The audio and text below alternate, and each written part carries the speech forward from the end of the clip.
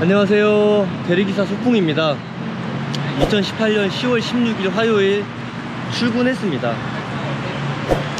오늘은 제가 타고 다니는 전기동력 휠, 일명 전동휠에 대해서 얘기를 좀 해볼까 해요. 대부분의 수많은 대리기사분들이 뚜벅이로 일을 하고 계시지만 그중 일부는 전기동력이나 킥보드를 타고 이 대리운전 일을 하고 계신데요, 지나가다 보면은 뚜벅이로 일하는 기사분들이 굉장히 많이 물어보십니다.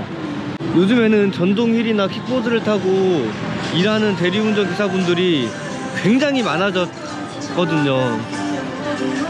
눈으로 일단 직관적으로 봐도 너무 편해 보이니까 그분들도 한번 타볼까 생각하다가 막상 탈 엄두가 안 나는 거죠. 대리 일을 하면서 전동휠, 킥보드, 뚜벅이 어떤 걸로 하는 것이 제일 적합한 것이냐, 거기에 답은 일단 결론부터 말씀드리면 뚜벅이가 제일 적합해요. 이 영상 보시는 분 중에 너는 전동휠 타면서 일하면서 왜 뚜벅이가 정답이냐 이렇게 물어보시는 분들이 있으실 텐데, 흡연하는 부모님들이 자기들도 담배 피니까 자식들도 담배 피게 가만히 두고 보지 않잖아요. 그 이유는 부모님들이 흡연을 했기 때문에 그 폐해에 대해서 너무나도 잘 알고, 그 주변에서 또 흡연으로 몸이 아프고 심지어는 목숨까지 잃는 그런 사례들을 봐왔기 때문에 흡연이 얼마나 위험한지 알기 때문에 흡연을 말리는 거겠죠. 근데 저도 마찬가지로 주변에서 전동휠 타면서 다치는 거를 굉장히 많이 봤어요. 팔 부러지고 늑골 부러지고 쇄골 나가고 심지어는 치아 2개가 파절되는 그런 사고까지 겪는 거를 제가 봤어요. 심각하게 자기도 타고 싶다고 물어보시는 분들이 있으시면 한 가지 분명하게 짚고 넘어가는 게 있어요. 나는 절대로 속도를 안 낼 자신이 있다, 정말 천천히 탈 자신이 있다, 이런 자신감이 있다면 그때는 전동휠을 추천을 합니다. 근데 이것도 웃긴 것이, 처음에 전동휠을 이제 배우고 주행을 하게 되는 그 순간에는 시속 10km 굉장히 빨라 보여요. 와, 이거 시속 10km, 15km만 돼도 충분히 이걸로도 자유롭게 타고 다닐 수 있겠다 싶은데, 이게 한 달, 2달, 3달 지나고 이 전동휠이 내 몸에 딱 붙는 그 시점이 와요. 자유자재로 막 움직일 수 있는 그런 시점이 오게 되면 이게 20km, 25km를 달려도 속도감이 안 느껴진다는 거죠. 그때부터 과속을 하게 되는 거예요. 관성의 법칙 아시죠? 움직이고 있는 물체는 계속 움직이려 하는 그 법칙.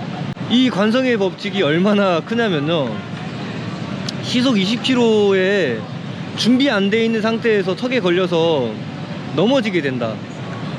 그럼 그 관성을 사람이 이길 수가 없습니다.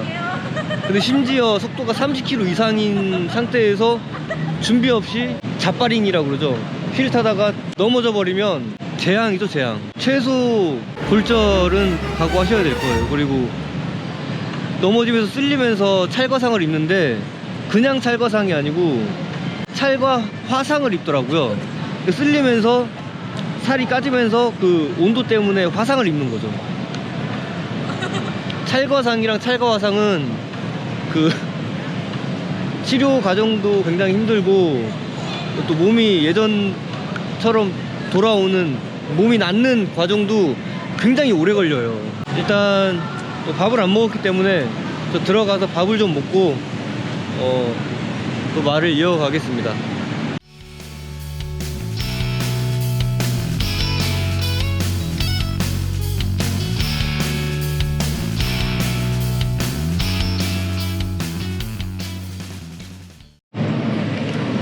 네, 방금 밥을 다 먹고 나왔습니다. 커피숍 들어가서 또 초코를 대기하겠습니다. 오늘 전동휠에 대해서 이것저것 이야기를 좀 나눌 생각인데요, 이 전동휠 이야기가 기획을 하고 하는 것이 아니라 거의 아무 말 대잔치가 될 것 같아요.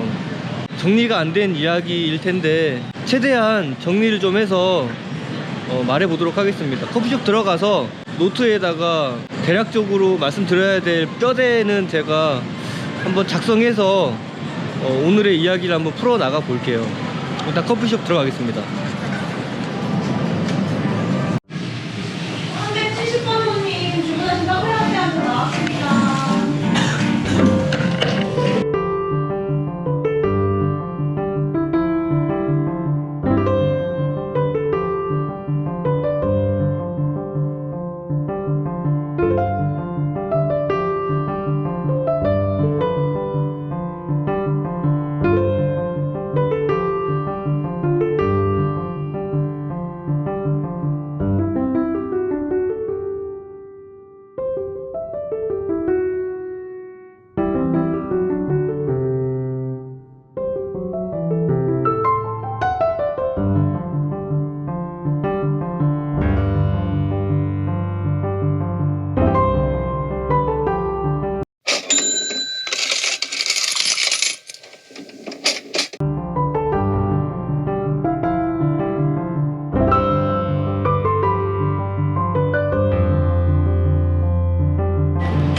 네, 초콜 어제 잡았던 그 초콜이랑 같은 오더입니다. 또 우면동을 가게 됐네요. 일단 어제 출발지와 같은 출발지입니다. 비금동. 우면동 도착하면 거기서 또 이동을 해야 되기 때문에 이동하면서 전동일에 대한 얘기를 좀 해보도록 하겠습니다.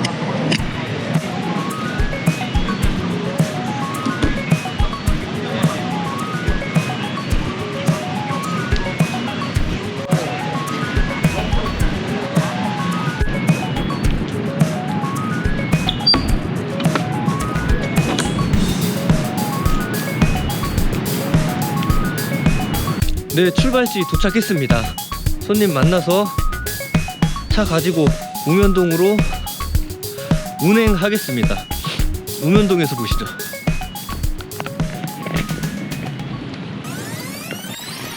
네, 우면동 도착했습니다. 제가 요 손님 어제 오늘 두 번 모셔드린 게 아니고 지금이 한 4번째 집에 모셔다 드린 것 같아요. 왜냐하면 수고했다고 팁을 주셨는데 이분이 팁을 주시는 모션이 좀 특이해요. 어떻게 주시냐면 제가 이제 주차를 하고 키를 이렇게 건네드리면 돈을 이렇게 자기 손에 이렇게 한 번, 2번 이렇게 접어가지고 쥐고 계시다가 키를 받은과 동시에 제 손에 이렇게 꼭 쥐어주는 이런 형태로 주시더라고요. 오늘도 그렇게 팁을 주셨는데 제가 이렇게 팁을 몇 번 받아봤어요. 특이한 모션으로 팁을 주시는 분이라 기억이 나는데 최소 4번 모셔다 드렸습니다. 잘 기억이 안 나는데 저도 하도 코를 많이 타다 보니까. 근데 오늘은 평소에는 10,000원짜리 한 장 이렇게 주셨는데 너무 감사한데 오늘은 20,000원을 주시네요. 감사합니다. 또 우면동을 도착했는데 어제는 여기서 아주 섹시한 가격으로 의왕 잡고 나갔죠. 오늘은 콜이 있을까 한번 일단 풀을 켜 보겠습니다. 네, 없죠. 없습니다. 그리고 전동일에 관해서 또 얘기를 좀 나누어 본다면 저는 전동휠, 그러니까 전기동력으로 타는 휠 종류를 2015년 초부터 탔어요. 여름 되기 전부터 탔거든요.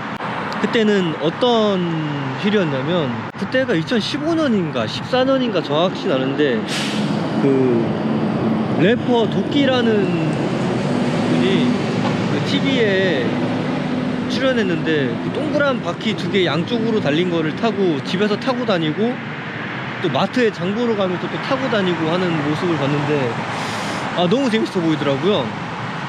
근데 그 제품이 우리나라 건지는 잘 모르겠는데 그 강남 쪽 어딘가에 본사가 있어서 그쪽으로 제가 본사에 전화하고 바로 구입하러 갔어요. 그때 가격으로 아마 97만원인가 100만원에서 몇만원 빠지는 가격으로 제가 들고 왔어요. 근데 그거 타고 재밌게 놀다가 전동휠에 관해서 좀 검색하다 보니까 외발 한 발짜리 전동휠이 있더라고요. 눈으로 딱 봐도 자유도가 굉장히 높아 보이더라고요. 그래서 이것저것 알아보고 제 바퀴 2개 있는 거를 팔아버리고 외발 전동휠을 구입하게 됩니다. 아니나 다를까 너무 재밌더라고요. 바퀴 2개짜리랑은 뭐 비교도 되지 않을 만큼 재미가 있었어요. 근데 요즘도 정말 간혹인데 바퀴 2발짜리를 타고 다니시면서 대리를 하시는 분들이 보여요. 정말 비효율적입니다. 왜 비효율적이냐면요, 대리를 하기에 휴대성이 너무 안 좋고, 그리고 주행 성능도 굉장히 떨어져요. 주행 성능이 어떤 거냐면, 이렇게 가다가 뭐 파인 곳이나 요철 같은 거 만나게 되면 툭 튀어나온 곳을 넘으려고 올라가다 보면 양 바퀴가 동시에 올라가야 돼요. 그렇지 않고 오른쪽 바퀴가 먼저 요철을 올라가게 되면은 왼쪽으로 이렇게 몸이 돌아버려요. 왼쪽 바퀴가 먼저 요철을 올라가게 되면 오른쪽으로 기계하고 몸이 돌아버리고요. 정말 위험해요. 그 왕발통 바퀴 2개짜리는 절대 비춥니다. 걸어다니는 것만 못해요. 제가 볼 땐 그래요. 그리고 전동휠을 타고 다니게 되면 전동휠하고 킥보드하고 비교들을 많이 하시게 되잖아요. 일단 전동휠을 제가 타고 있는 입장에서 전동휠의 장점을 킥보드와 비교를 해본다면 휴대성이죠. 휴대성이 굉장히 좋습니다. 아무래도 전동 킥보드는 타고 다니기는 편할지 몰라도 이제 대리와 접목이 되게 되면 운행을 하게 되면은 무조건 트렁크를 열어야 돼요. 뒷자리에 발판을 실을 수도 있긴 한데 부피가 크다 보니까 트렁크를 자주 열게 되는데 손님들이 트렁크를 여는 걸 별로 좋아하질 않아요. 그렇지만 전동휠은 뒷자리 발판에 이렇게 올려놓고 대리 업무를 수행할 수 있기 때문에 휴대성이 굉장히 좋죠. 주행할 때 안정성도 외발 휠이 훨씬 안전합니다. 왜냐하면 제가 타고 다니는 거는 16인치 휠인데요, 바퀴가 크다 보니까 웬만한 요철이나 웬만한 움푹 파인 도로 사정이 안 좋으면 패인 곳이 많지 않습니까? 이렇게 패인 곳이나 요철 같은 거를 무리 없이 지나다닐 수가 있어요. 왜? 인치가 크기 때문에, 바퀴가 크기 때문에. 그렇지만 킥보드는 16인치보다는 훨씬 작기 때문에 바퀴가 요철이나 구덩이 같은 거 잘못 밟으면 그대로 꼬꾸라지게 되어요. 어떤 것이 더 안전한가? 전동 휠이 더 안전하냐? 킥보드가 더 안전하냐? 둘 다 위험합니다. 둘 다 굉장히 위험해요. 그래도 전동 킥보드가 3km 이상, 5km 이상 타고 이동한다고 봤을 때는 이 외발 휠보다는 아무래도 더 편할 거예요. 손으로 이렇게 무게를 지탱할 수도 있고 하기 때문에. 그리고 참고로 전동 휠로 신호가 없고 5km 주파하는데 걸리는 시간은 한 10분 정도, 5km 가는데 10분 정도 걸리더라고요. 전동휠의 치명적인 단점이 하나 있어요. 배우기가 어려워요. 잘 타는 사람이 옆에서 알려주지 않고 혼자서 독학으로 배우려고 하면 이게 또 쉽지가 않아요. 굉장히 어렵습니다. 길 가다가 나이가 좀 지긋하신 50대 이상만 돼 보여도 전동휠 타기 쉽냐고 물어보면 그냥 킥보드 타라고 추천합니다. 킥보드는 배우고 자시고가 없잖아요. 그냥 뭐 올라타면은 누구나 탈 수 있는 정도니까요. 근데 외발 휠은 배우기가 상당히 어렵습니다.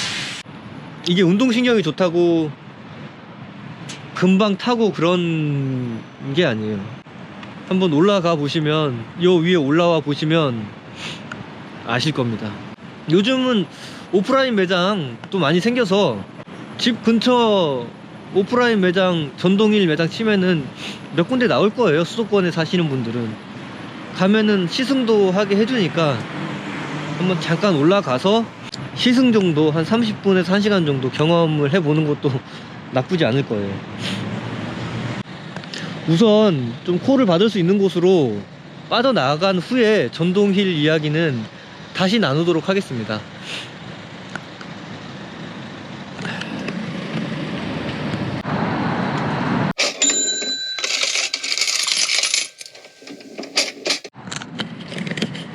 네, 주암동 추사박물관에서 낙성대역 가는 거 하나 잡았습니다. 추사박물관이라는 곳이 여기서 도보로 1.8km 정도 이동해야 되네요. 이동하겠습니다. 이런 게 휠의 장점이죠. 주암동에서 낙성대 가는 거 25,000원이면은 굉장히 좋은 콜인데, 뚜벅이로는 이런 주암 뭐 이런 식으로 가야 돼요. 걸어서 여기를 갈 수가 없지 않습니까? 여기서 홀을 부르는 사람도 저는 이해가 안 가는데, 아무튼 이런 거는 휠러나 킥보드 같은 게 없으면 택시를 타고 잡으러 가야 되는데, 택시 타고 이 콜을 잡아서 수행하면 남는 게 없겠죠. 네, 이런 게 휠의 장점이 되겠죠.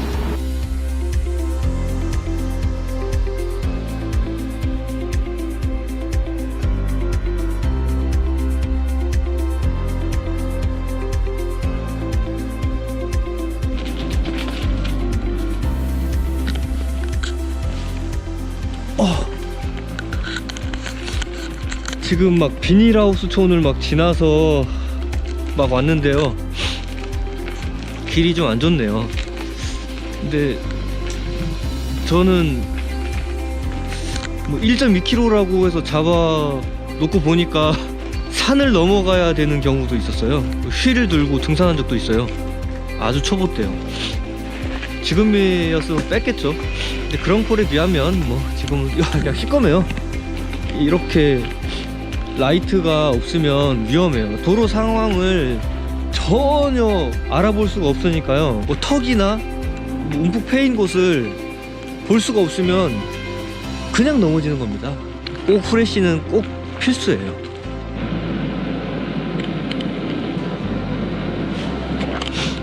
네, 우여곡절 끝에 출발지 도착했습니다. 낙성대 가서 다시 카메라 켜겠습니다. 낙성대에 도착했고요. 낙성대역 입구에서 조금 올라온 주택가입니다.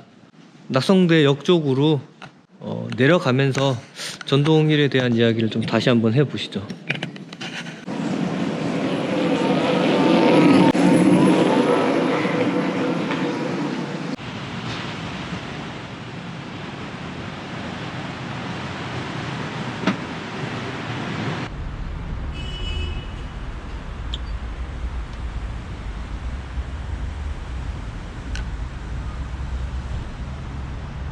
낙성대 쪽에서 있는 것보다 사당과 방배 쪽에 있는 게 유리할 것 같아서 바로 라이딩해서 내려왔습니다.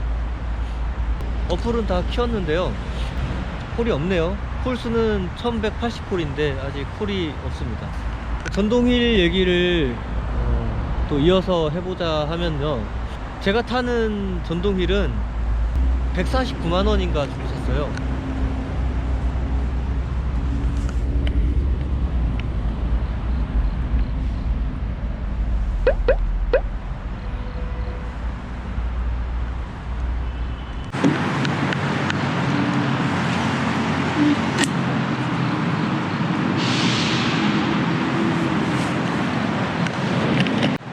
제가 제일 처음에 샀던 휠은 그 바퀴 2개짜리 양옆으로 있는 거, 그게 한 100만원 돈이었고요.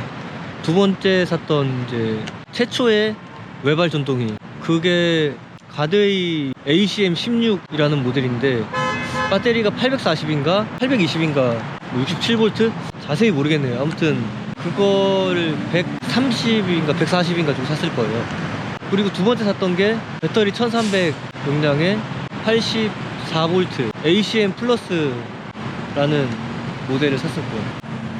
그리고 세 번째가 지금 타고 있는, 정식 명칭은 인모션 V10F, 이게 두 가지가 나오는데요, 인모션 V10 그리고 V10 뒤에 F가 하나 더 붙는 V10F, 이 두 종류가 나옵니다. 이 두 종류의 차이는 배터리 용량 차이죠. 배터리 용량 차이고요. 가격은 지금 타고 있는 게 149만원인가 주고 샀어요. 그러면 너무 비싼 거 아니냐, 오토바이 한 대 값인데 그 휠을 꼭 타야 되느냐라는 생각을 하시는 분이 있을 텐데, 전동휠을 타고 3개월만 일해도 전동휠 값은 뽑는다고 생각이 되는데, 뭐 천천히 한다고 해도 6개월이면은 전동휠 값을 뽑습니다. 어떤 계산법에서 그렇게 나오냐면요, 저도 더하기 빼기를 해봤는데, 대리운전은 운전해주고 돈을 받는 직업이 아니잖아요. 제 시간을 상대방에게 팔아서 돈을 받는 직업이다 보니까 시간이 굉장히 중요합니다. 가령 제가 여기 사당동에서 수원 가는 코를 잡았는데 거리가 한 1km다. 걸어서 10분 정도 걸리는 거리를 전동휠을 타고 가면 5분이면 간단 말이에요. 그럼 하루에 출근했을 때 한 5콜씩은 타지 않습니까? 그러면 한 콜당 걷는 시간을 5분씩만 줄이게 된다면, 이게 5콜이면 5, 25분을 줄이는 거잖아요. 25분이면은 뭐 15,000원짜리 콜 하나는 충분히 수행할 수 있는 시간이라고 봐요.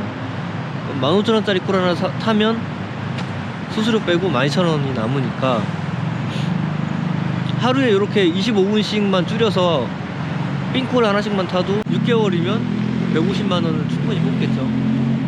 그러면 이렇게 비싼 휠을 사야 되느냐, 나는 돈이 없다. 중고 휠도 괜찮습니다. 요즘에는 2, 3년 전부터 전동휠 시장이 굉장히 커졌기 때문에 그만큼 전동휠을 타는 수요가 굉장히 늘어났어요. 그 수요가 늘어난 만큼 중고 시장도 굉장히 커졌어요. 싸게는 뭐 한 30만원대부터 뭐 한 130만원대까지 중고 시장을 보신다면 좋은 거를 살 수 있어요. 중고 제품을 사실 때 유의해야 될 점은, 오래된 그리고 키로수가 많은 중고휠은 절대 사시면 안 됩니다. 이게 전동휠은 안전이 검증된 기계가 아니에요.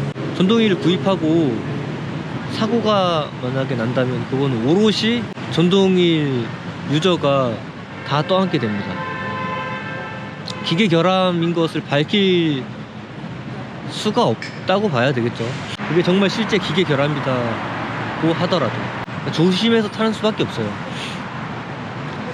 그렇게 볼 때 구입한 지 오래된 휠이나 주행거리가 많은 휠은 아무래도 상대적으로 위험하겠죠. 뭐 파는 사람들은 뭐 이렇게 쓰는 사람도 있어요.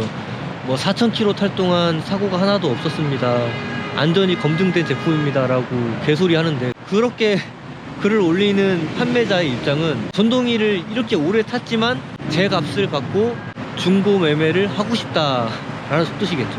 절대 키로수 많은 전동휠을 타면 안 됩니다. 그리고 산지 오래된, 구입한 지 오래된 전동휠은 배터리가 말썽일 확률이 굉장히 높아요.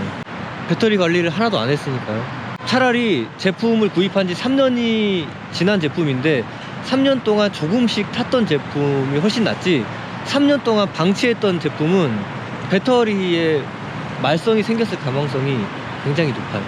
얘기하는 도중에 코를 하나 잡았습니다.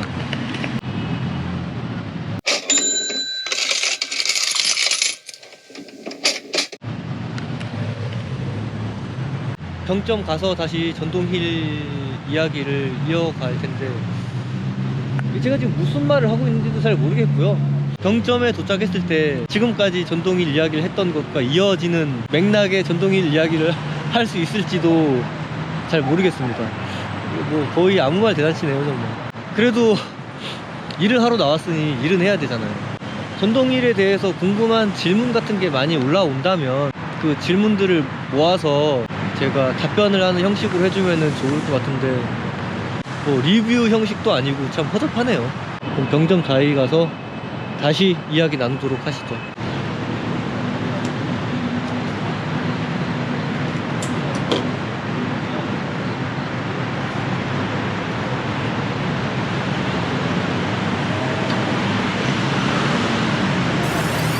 네, 병점 도착했습니다.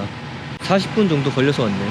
병점 롯데시네마 있는 쪽으로, 그쪽으로 나가서 콜을 한번 잡아보겠습니다.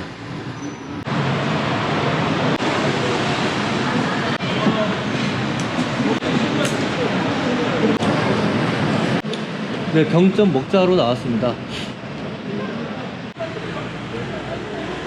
중고 구입 요령 뭐 이런 거 얘기하다가 말한 것 같은데, 전동휠을 구입할 때 중고 휠이나 새 제품을 사나 거의 비슷할 겁니다. 이 전동휠이라는 게 가격이 굉장히 비싸잖아요. 뭐 50만원대부터 250만원대까지 있는 걸로 알고 있는데, 100만원짜리 제품과 200만원짜리 제품을 비교해보면 큰 차이가 없습니다. 성능이. 배터리 크기 차이예요. 배터리가 크면 비싸고 배터리가 작으면 쌉니다.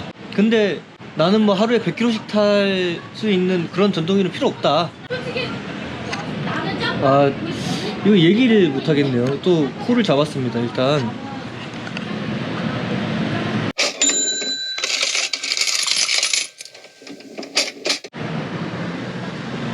네, 의정부 가는 코를 잡았고요.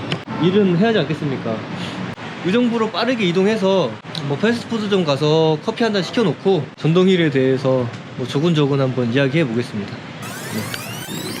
네, 의정부 도착했습니다. 1시간 조금 안 걸리게 온 것 같네요. 아, 깜짝이야. 후!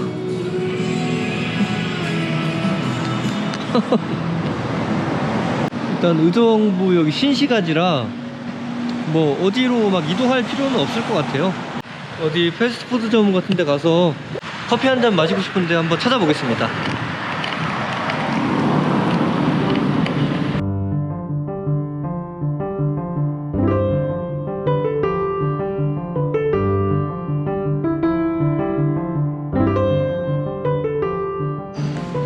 전동휠에 대해서 또 얘기를 좀 해보려고 했는데 또 뭐 최신 가요 같은 게 막 나오네요. 오디오가 같이 들어가면 안 된다고 그러더라고요. 일단 여기서는 긴 얘기는 못 나누겠네요. 일단 의정부 들어왔으니까요, 빨리 서울 쪽으로 탈출해 보겠습니다.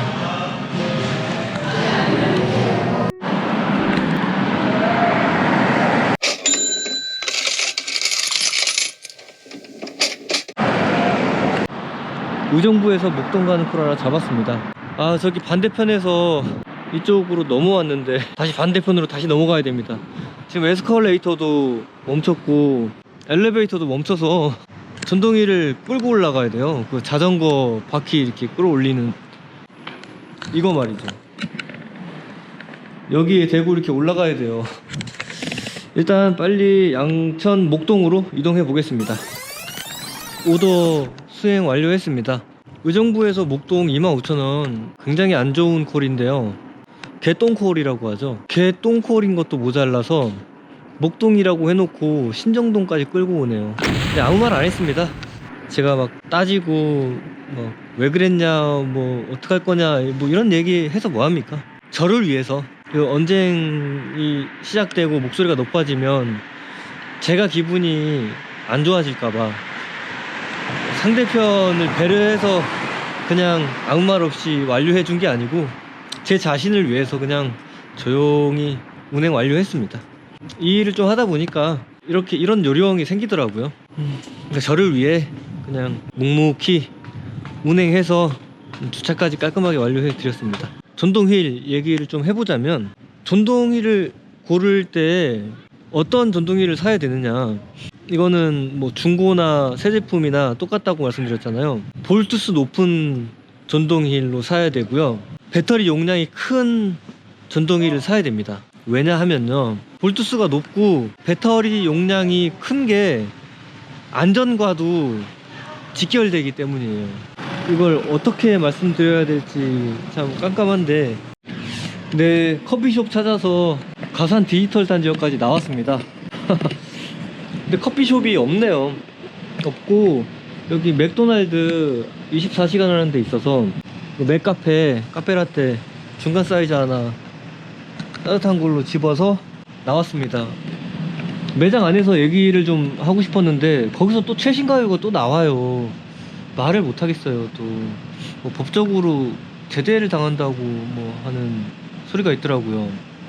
여기서 첫차 타고 들어갈 겁니다. 지하철 5시 5분인가 가는 게 있어요. 아무튼 왜 뭐 볼트수와 배터리 큰 게 안전과 연관이 되느냐 전문적으로 얘기해 드릴 수는 없어요. 근데 제가 말씀드리는 게 많이 틀리진 않을 거예요.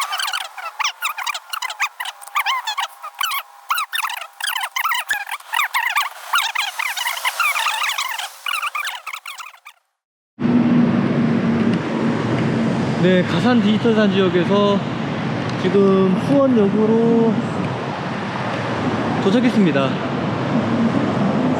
왜 전동이 배터리 큰 거를 사야 되느냐, 왜 안전과 연관이 있느냐, 이거를 설명해 드리고 싶은데, 머리로는 이해를 하는데 이게 제가 전기 쪽에 대해서 아무것도 아는 게 없으니 설명을 하려니까 이게 쉽게 설명이 안 돼요. 지금 제가 가산 디지털산지 쪽에서 그걸 설명을 하려고 영상을 지금 한 30분, 40분 찍었는데 이게 얘기를 하다 보니까 무슨 말을 하는지 저조차 이해가 안 돼요.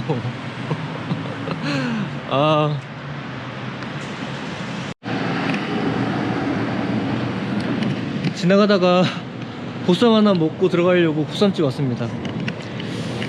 아무튼 이거 설명을, 왜 배터리가 큰 게 안전한지를 설명을 해야 되는데, 이 설명하는 게 이렇게 어려울 줄 상상도 못했네요. 아무튼 다시 한번 말씀드리면, 뭐 배터리 1000짜리하고 배터리 500짜리하고 동시에 5시간을 타고 다녔을 때 배터리가 반씩 줄었다고 한다면 500짜리는 250이 남았을 테고 1000짜리는 500이 남았겠죠. 전동휠이 가속을 하거나 언덕을 올라가는 상황에는 전력을 많이 잡아먹어요, 순간적으로. 평소에 평지를 10km로 달리고 있을 때는 배터리 100만 잡아먹고 다니다가 뭐 데코부코를 밟고 올라간다든지, 아니면 내가 급가속을 하게 되면은 배터리를 좀 급속하게 밀어주는 배터리 소모량이 많아지게 되는데, 5시간씩 타고 배터리가 반씩밖에 없는데 그 가부하가 걸린 상황에서 배터리가 밀어줄 수 없는 양이 남아 있으면 그러니까 전원이 꺼져 버리는 겁니다. 이게 이해가 가실지 모르겠는데, 그 저전압 컷이라고 하거든요. 배터리가 얼마 안 남아서 전압이 낮아졌기 때문에 밀어주는 힘이 굉장히 약해져 있는 상태에서 과부하를 주게 되면 필요 전력량이 모터로 공급되지 않기 때문에 그냥 전원이 그냥 꺼져 버립니다. 속도를 점차적으로, 점진적으로 이렇게 10km에서 11, 12, 13, 14, 15, 16 이렇게 천천히 올리면 저전압일 때 저전압 알람이 울려요. 더 이상 속도 내면 전원 꺼진다라는 알림이 울리는데, 그 알림이 울리기도 전에 점차적으로 속도를 올리지 않고 갑자기 급가속을 하게 되거나, 아니면은 뭐 오르막길을 탁 치고 올라가지 않더라도 뭐 데코볶거나, 아니면 심지어 돌멩이 같은 거를 딱 밟아도 그 돌멩이를 밟고 올라가는 순간은 이 전동휠은 오르막을 올라간다고 인식하기 때문에 과부하가 걸립니다.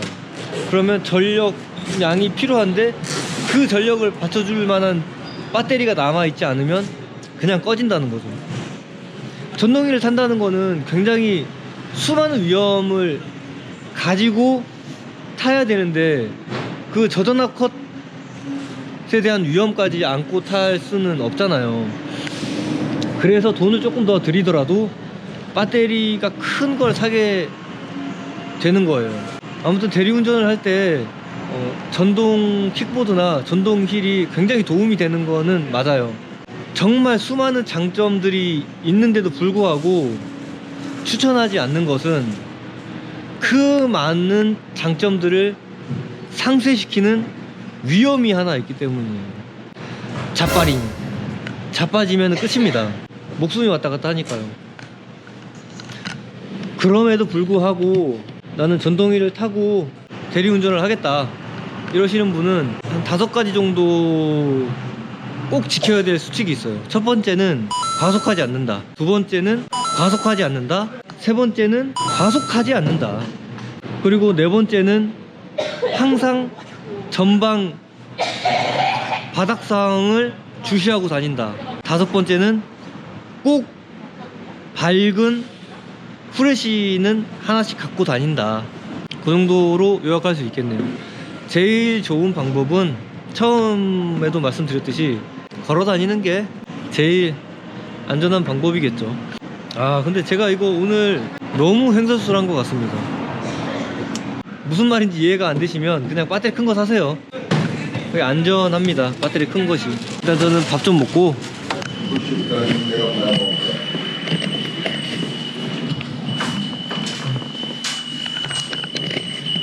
일단 밥 좀 먹고 휠 타고 집으로 복귀해서 그때 다시 얘기 좀 나누시죠. 요즘에 있잖아. 엄청나. 네, 수원역에서 보쌈 정식 하나 먹고 집까지 라이딩해서 왔습니다. 수원역에서 집까지는 뭐 3km가 채 안 되기 때문에 금세 왔습니다. 2018년 10월 16일 화요일 총 5콜 탔고요. 총 매출은 19만원, 순이익은 15만 6천원이네요.